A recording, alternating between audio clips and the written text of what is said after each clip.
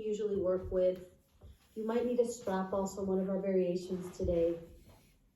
So this seiza, when I want to work with the front sheath, I'll usually work on the tops of my feet as so. But when I want to work with the back sheath, I really just come onto my toes as a way of starting to stimulate the plantar fascia.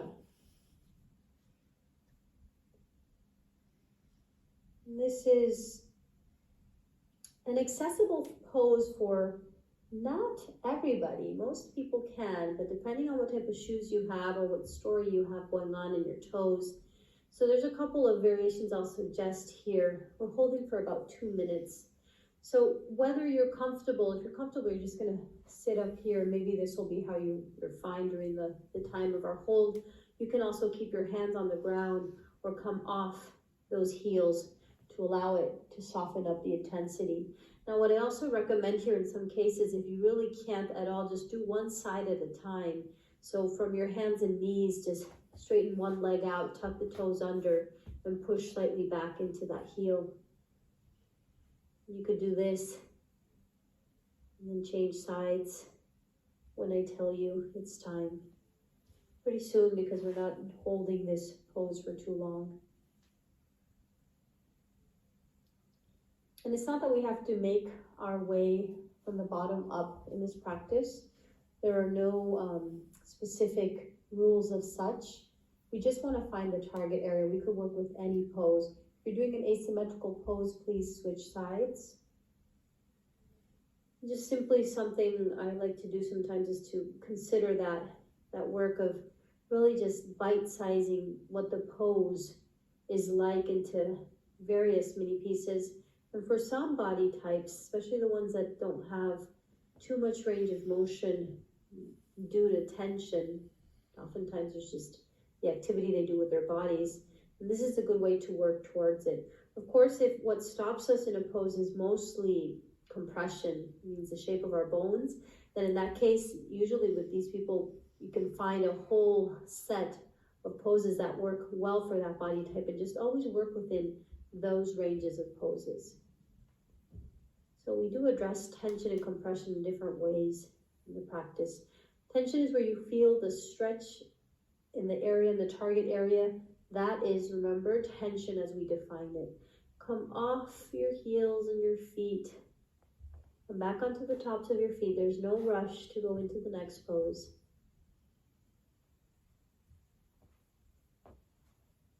We'll need a wall for the next pose. Maybe possibly a strap. I'm going to use the easiest version of the strap. If you feel like you need it, I'll just give you how to get into the pose from the easiest variation. There are other ways you could work with a strap that are, as we could say, maybe more yin in nature. So you're just going to go and sit next to the wall. Lay down. Bend both legs just to begin with. Then I'm going to give a variation to add more intensity and you'll stretch both legs out. But with one leg, both legs bent, you're going to straighten. In this case, I am with the left hip towards the wall. I didn't really tell you which side to do, but I'm going to direct from this place. I'll stretch my left leg out towards the wall. And then I can lean in completely towards the wall. I'm not too worried about if my hips are aligned in any specific way. Notice even my bent knee is actually going to help me find the pose. And if I want to add more intensity, I'll actually straighten the other leg out too. So the right and the left leg are both straight. And so what happens in this pose when you can't really get your leg that far up and towards you is that it's hard to hold. So if my leg is further up or almost down towards the ground, it's kind of hard to hold, and that's when you're actually going to use a strap. And I'll give you just the lazy way of using the strap. You're just going to put the strap in the sole of the foot and just hold the strap.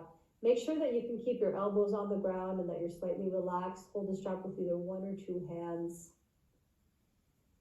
So the wall should be helping you, and then in this case, the strap, if you're doing it like this. You might not need a strap.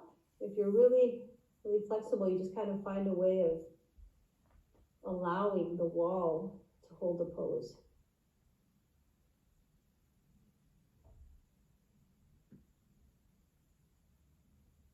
And you should be feeling a form of a stretch there.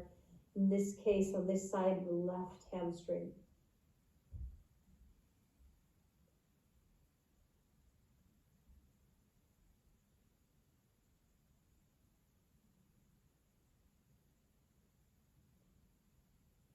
Always after an exploratorium initial moment in the pose, eventually just give in to the stillness. Allow that to permeate your whole body.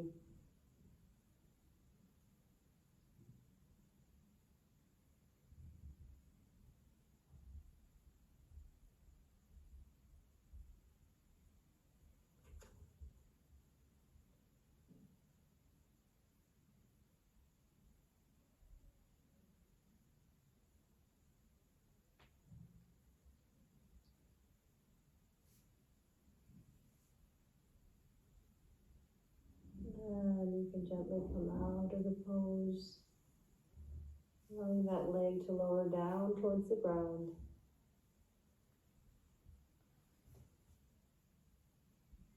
There's no rush.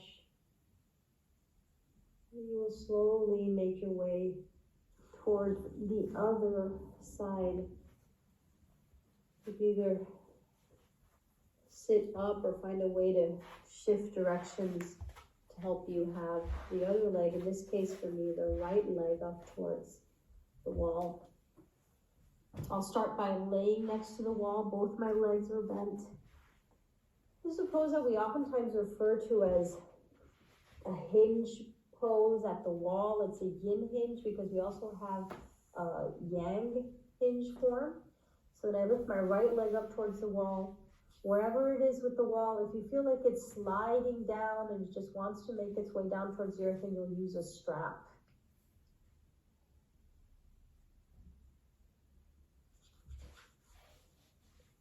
You might have to get really cozy with the wall to help that leg find its position. If there's a lot of range of motion, so that means that you don't have issues with hamstring stretching poses, it could be that this is quite easy for you and you don't feel much of a stretch. And when that's the case, then you have to really explore a little bit more how to kind of shift your hips so that the heel can really nestle its way far up on the wall, and you can hold from there and feel the slight stretch in the hamstrings, in this case of my right leg.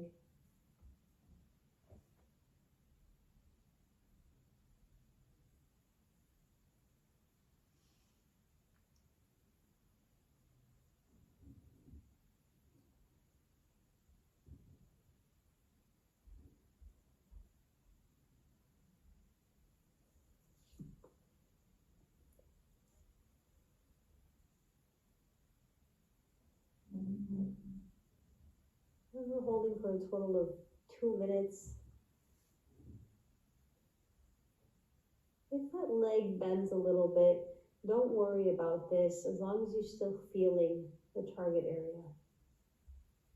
If you lose the target area as you bend the leg, you might want to consider either, in this case I'm actually supporting the top of my thigh with my hand, kind of make sure the leg remains straight.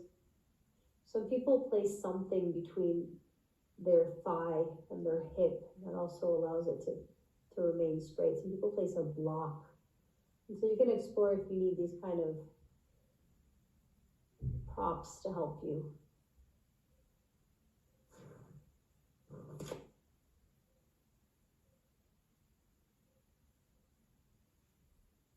And coming out of the pose. Lowering your leg.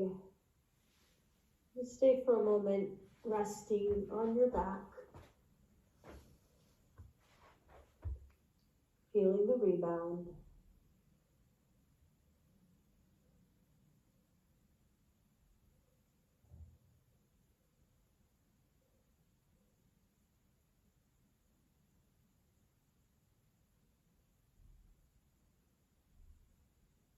And I'm going to actually introduce the Yang hinge pose here, just so you can see also that we can play with Yin and Yang in one same class. So from here, my hands are going to go underneath my hips, but first I want them to be placed in a specific way. So my thumbs, my index finger, they're touching. From there, this triangle I'm drawing with my hands is going to go underneath my hips, specifically underneath the sacrum. And then from there, I'm going to lift the legs up towards the sky. They can be far apart, they can be together, they can be pointing out, however you need them to be. Bring the chin towards your chest, and then lower the legs and lift the legs. They're not touching the ground. Lower the legs, lift the legs. Lower, and then this time as they lower, push into your elbows and come back up to a seated pose. The next exploration is going to be in a half butterfly pose. So when I go into half butterfly, I'm going to keep that left leg straight and bend that right leg in an external rotation. This is half butterfly, and for some people, this as a pose in itself is too simple, in the sense of too simple because they don't feel a stretch. Not too simple because it's too easy. Simple doesn't mean easy. So you can play with what this right leg does. One of the simplest variations we oftentimes give is just to either do half a shoelace, so that right leg over the left leg, or that right leg in this case in a half frog. And then from there you fold forward towards the left leg. What you should feel is that whatever you do with this leg, that knee doesn't hurt and it adds to the pose. Everything should always add to the pose in a positive way. Not just adding because it's more difficult. We want to add because it helps us fine-tune where we want to feel in the pose and eliminates any points where we don't want to feel in the pose. So Caterpillar is one of those poses that it's very rare that you find compression. Either sometimes it's due to the way the iliac crests are shaped, that some people have a hard time kind of folding forward, and they feel like there's something stopping them in the front and not in the back of the pose, in the back sheath.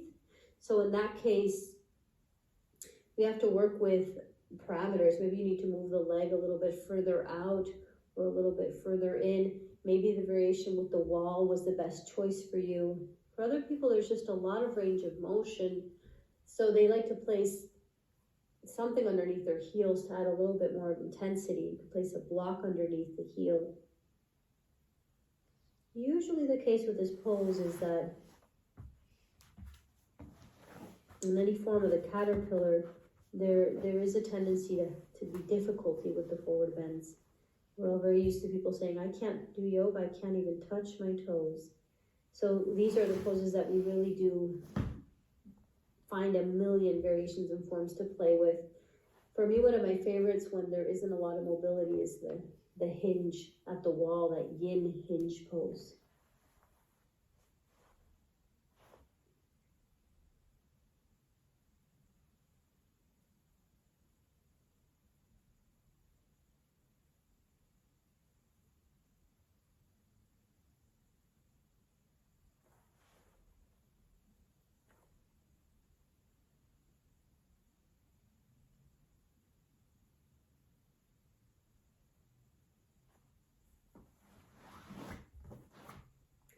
Unwind your spine up.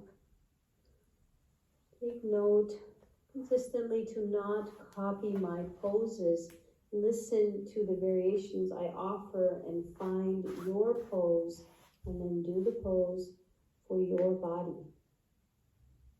I know it's really hard nowadays to understand that concept.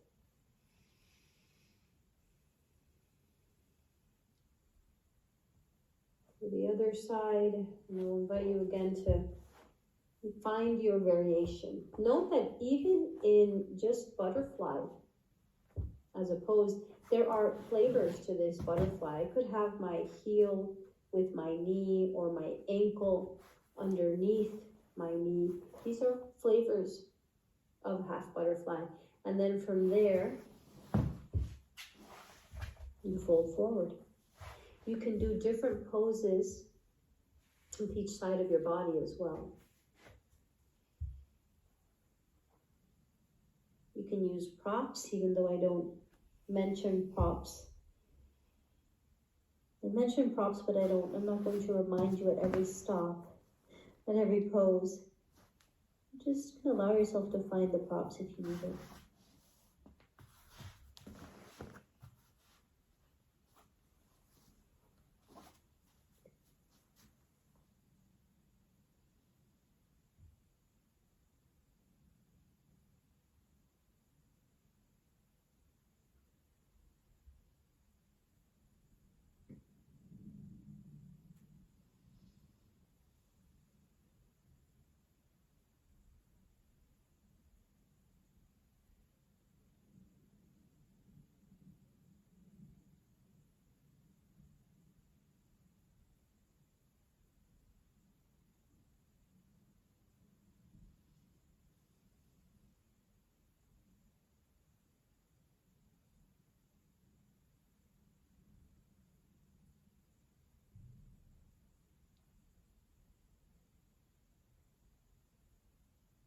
And holding for a few more moments in the pose.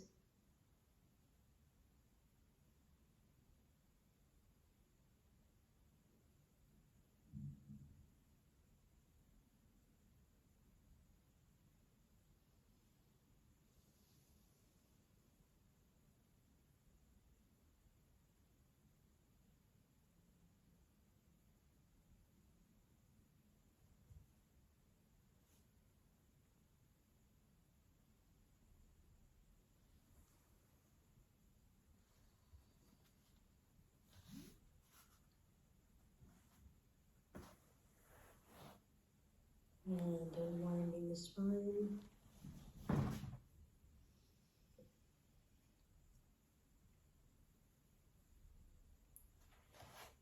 Just allow both legs to straighten in front of you and take a moment to lay on your back. Feel the rebound, either in its physical expression, in a subtler expression, or on a deeper level, even on a causal expression.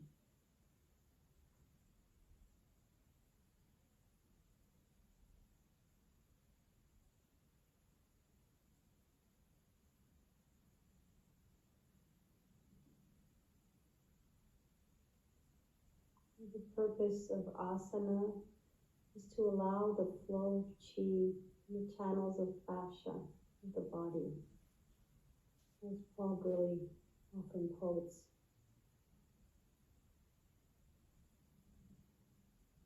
And that is what we're moving.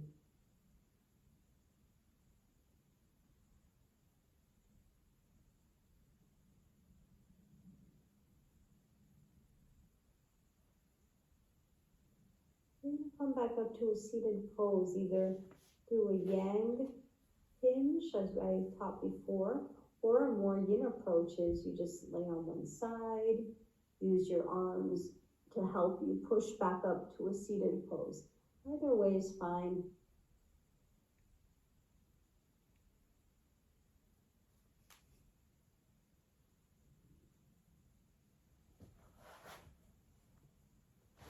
Once you're seated, preparing for caterpillar. So caterpillar, we often think of Paschimottanasana. So we often think of the forward bend. And we're thinking of Paschimottanasana as what caterpillar should look like. And as a forward bend, they have, yes, the similar and the same objective, but from a functional approach, they actually both can work the same way as well. So from the functional approach, if I fold forward in Paschimottanasana or caterpillar, use the terms however I want to really. They don't really imply a difference in how I do the pose, but we use different names to help you change your mindset around the pose. If I try and keep my spine in its natural extension, So I actually even exaggerate that extension by puffing my chest forward. And then from there I fold forward. My hip is finding a way to fold forward, which actually really motivates the IT bones to really make their way back. And it allows me to find a deeper stretch in the hamstring. So maybe that's positive. But for some people in these poses, as soon as they sit down, their body just wants to lay down. And so that's what I was saying before. I would do hinge pose as a variation and not so much what we also use, snail pose, which is also a family of caterpillar. I would use more of a hinge in those type of bodies. So if that's you, you can go ahead and repeat hinge yin pose at the wall. If another variation I give is to do the half. So we already previously did that as well, the half butterfly. If I actually choose to do this oppositely though, I can, from that retroversion of the hip, fold forward. And then at some point eventually, I can just release in the pose without forcing my spine to find that kind of puffing of the chest. I actually just curve the spine and flex the spine because my objective is the spine. So in this pose, which has both objectives, I can actually choose one or the other depending on if I want to kind of do that pose that we often hear, straight back. Your back is never straight, it has curves. Thank goodness we have those curves. But either I want to keep that kind of flat back idea and work more with the hamstrings, or I notice that I can't, and so in that case I can also curve forward. It won't reach as much in my hamstrings, but we've done a lot of things to prepare it, so I could do this right now as a pose that works with the spine. Or even if I wanted to directly take the hamstrings out of the formula and say, I just want to work with my spine right now, then I would just bend my legs and go into a long-legged butterfly. So I'm keeping my heels away from my hips. And this is a perfectly valid variation also.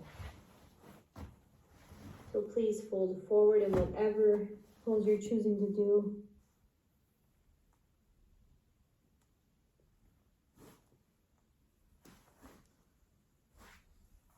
Finding your stillness in the pose. After you've explored, maybe you've changed poses a couple of times before finding the one that's right for you. I know I'm presenting for some people a lot of concepts that are quite different to what they're used to. We're not saying radically different than what you're used to. You just allow your body and your mind the time to understand without grasping to the concepts right now. Just really explore through the experience of being in the poses. Maybe for some of you, this is review of something you already usually practice.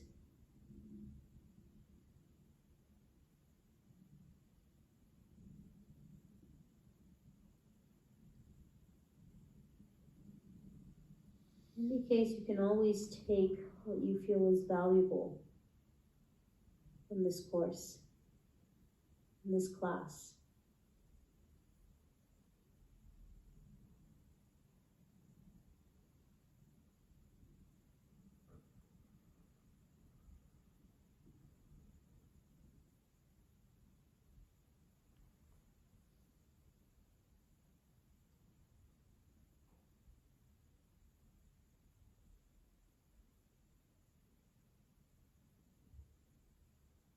The head can release as much or as little as it needs to.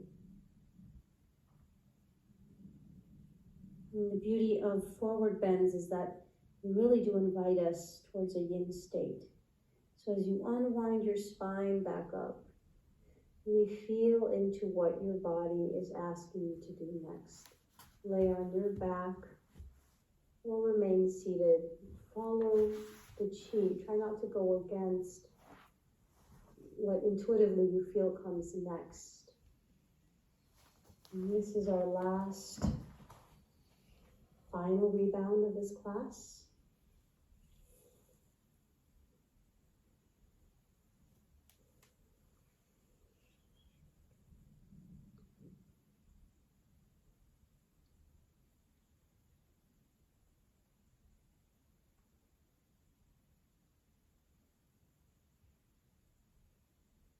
You can stay as long as you like. seated or laying on your back. Thank you so much for joining me today. I look forward to teaching you more about the dragonfly archetype in tomorrow's class. Namaste.